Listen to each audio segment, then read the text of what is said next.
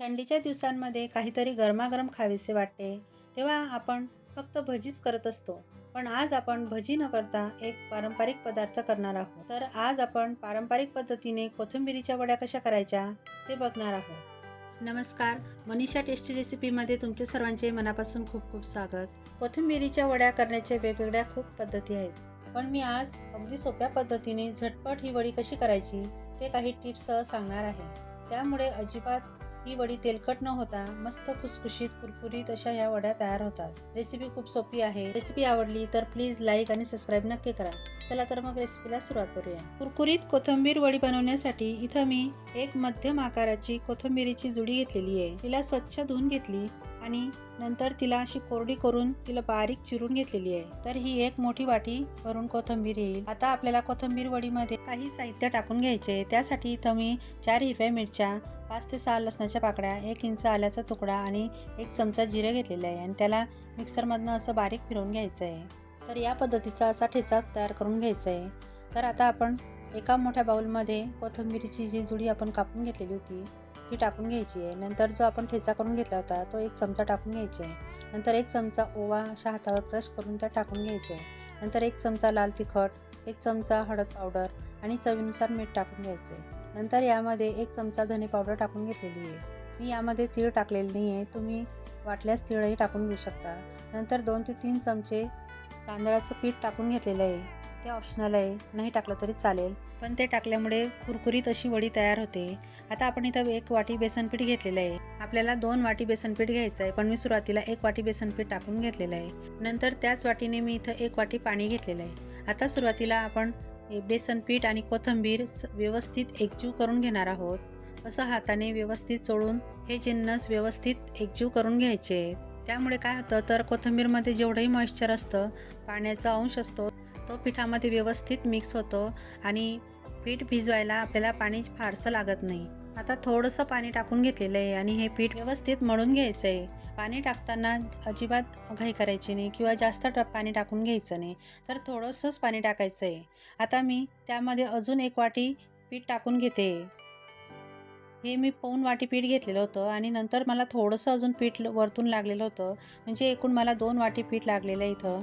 आणि मी बघा थोडं थोडं पाणी टाकते आणि हे व्यवस्थित घट्टसर असा गोळा मळून घेते. आपल्याला जास्त पातळ किंवा सैलसर असा गोळा तयार करायचा नाही, तर व्यवस्थित घट्टसर गोळा आपल्याला करून घ्यायचा आहे. तर हे बघा या पद्धतीने असा गोळा तयार करून घ्यायचा. तुम्ही इथं जे बेसन पीठ वापरत असाल ते शक्यतो घरचं वापरा. बाहेर विकतचं जर घेतलं तर ते थोडंसं हाताला चिकटतं. तर आता बघा मी थोडंसं तेल टाकून घेतलेलं आहे आणि असा व्यवस्थित घट्टसर गोळा तयार करून घेतलेला आहे. आता बघा आपलं हे जे कणिक आहे ती व्यवस्थित मळून झालेली आहे आणि इथं मी तुम्हाला पाण्याचा अंदाज दाखवते, तर अर्ध्या वाटीपेक्षाही कमी पाणी आपल्याला इथं लागलेलं आहे. तर आता मी यावर थोडंसं अजून तेल टाकून घेणार आहे आणि व्यवस्थित गोळा मळून घेणार आहे. आता याचे आपण 2 भाग करून 2 गोळे करून घेऊ. तुम्ही तुमच्या आवडीप्रमाणे हे गोळे लहान मोठे करून घेऊ शकता. आता त्यांना काय करायचं, असं हातावर घ्यायचं आणि असं गोल गोल करत थोडंसं चपटं करत जायचं, म्हणजे असं गोलाकार द्यायचं त्यांना आणि आजूबाजूने दोन्ही टोकांना थोडंसं दाबून घ्यायचं.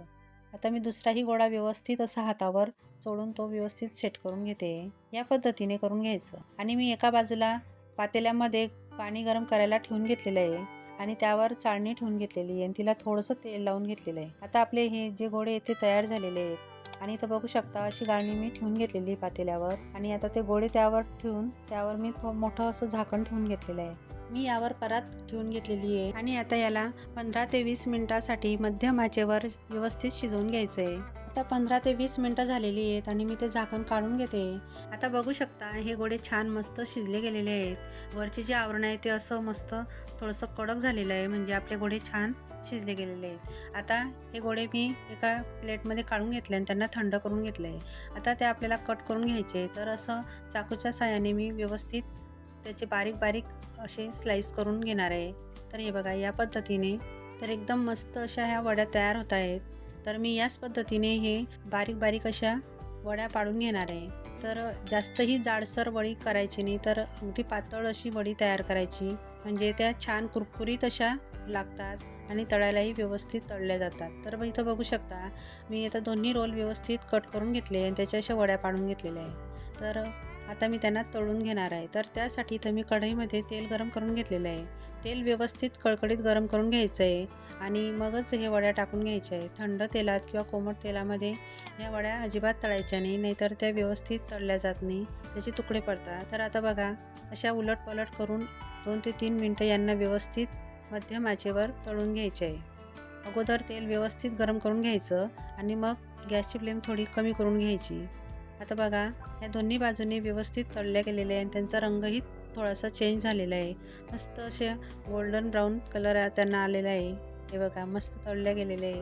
आता मी त्यांना एका प्लेटमध्ये काढून घेते. तर अशा झटपट अशा वड्या तयार होतात. अगदी 20 ते 25 मिनटामध्ये ह्या वड्या बनवून तयार होतात. तर इथं बघू शकता किती छान दिसत आहेत वड्या.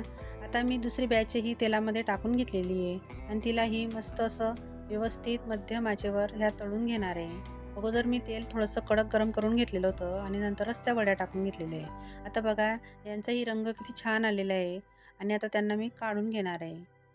2 पाहुणे घरी आल्यावर तुम्ही ह्या झटपट तयार करून त्यांना खायला देऊ शकता. थंडीमध्ये किंवा पावसाळ्यामध्ये आपण नेहमी भजीच बनवतो, पण अशाही कोथिंबिरीच्या मस्त वड्या तयार करून बघा.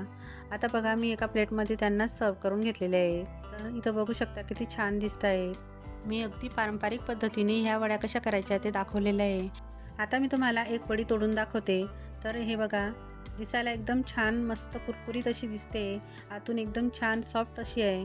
तर बघा, एकदम पटकन तुटते आणि वरतून एकदम क्रिस्पी अशी वडी तयार झालेली आहे. तुम्ही ही वडी चटणीसोबत किंवा कॅचअपसोबत खाऊ शकता किंवा नुसते अशीही तुम्ही चहासोबत खाल्ली तरी खूप छान लागते.